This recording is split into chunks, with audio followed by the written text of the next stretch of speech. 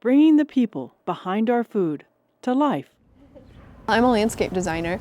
I've been working in the industry since I was 14 when I got my first job at a garden center due to some agricultural labor laws in Minnesota.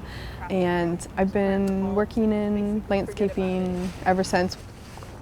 Pesticide-free Overlook is a project that is aiming to get the whole neighborhood to go green, to get rid of toxic chemicals.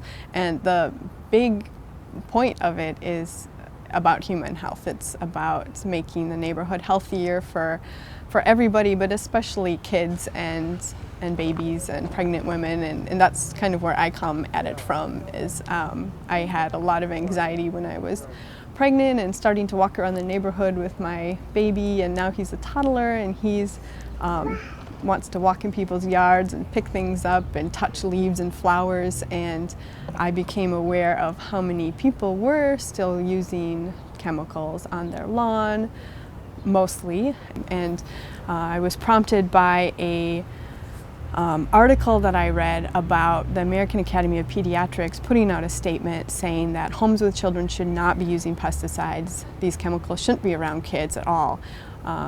And I thought, gosh, well, if they're coming out and saying that, we should do something. And I belong to our neighborhood association sustainability team. Anybody in the neighborhood can come up with an idea for a sustainability project, and we will help them do it with the volunteer effort.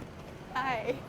The project has a lot of different ways of reaching people, and so far we've used social media and our neighborhood newspaper, and the next step is to knock on neighbors' doors and have conversations with them, and so we're going to start that today. Hi. Hi. Good evening. How are you? Good. Hey, Jeff, do you remember us? We're your neighbors. Yes. I'm Mulysa, and this is Jamie. Hi, Melissa and Jamie. How you doing? Good. We're good. What's going on? Well, we are working on a project with the sustainability team. It's the Pesticide-Free Neighborhood Project, and Okay. so we've started, just actually you're the first person we're talking to. Oh, okay.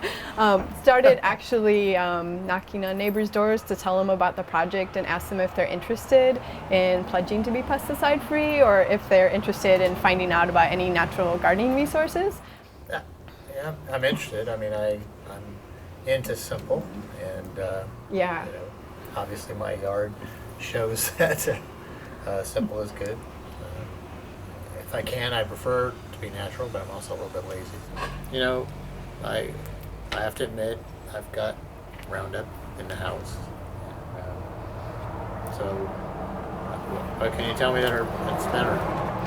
Well, one thing that we brought today is a booklet.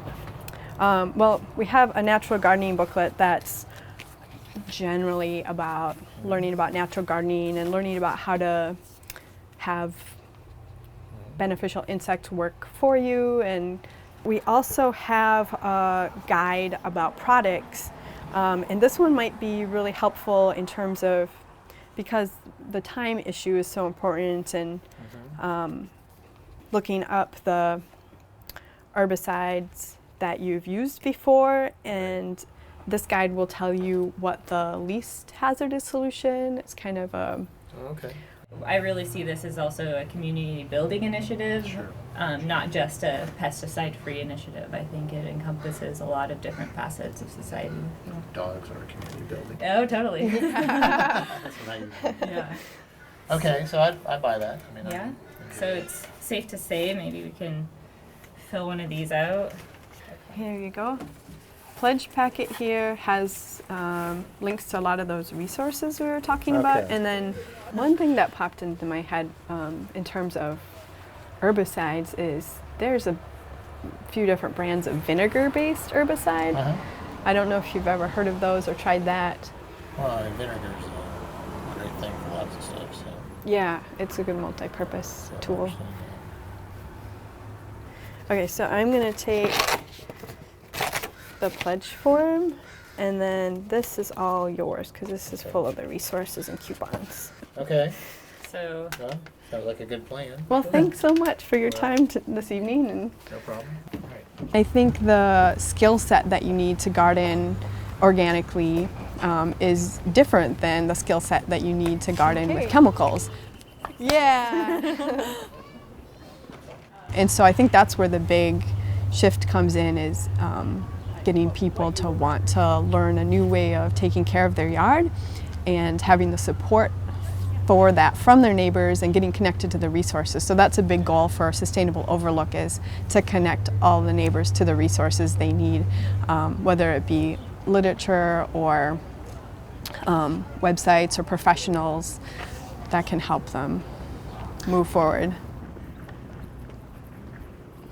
The success isn't just the number of households we sign up. That's a fun figure to track as we go, and we hope we get a lot of them signed up. But having the project spread to other neighborhoods is another sign of success, that people all over the area are interested in this, and getting people aware of some of these bigger issues and getting them excited about working for change for legislation in Oregon and for the whole country. So that not just Overlook neighborhood is protected, and the kids here are a little bit safer and a little bit healthier, but kids all over are, because our neighborhood is not an island. Nobody's household is an island. And then here's your ladybug sign that you can hang up.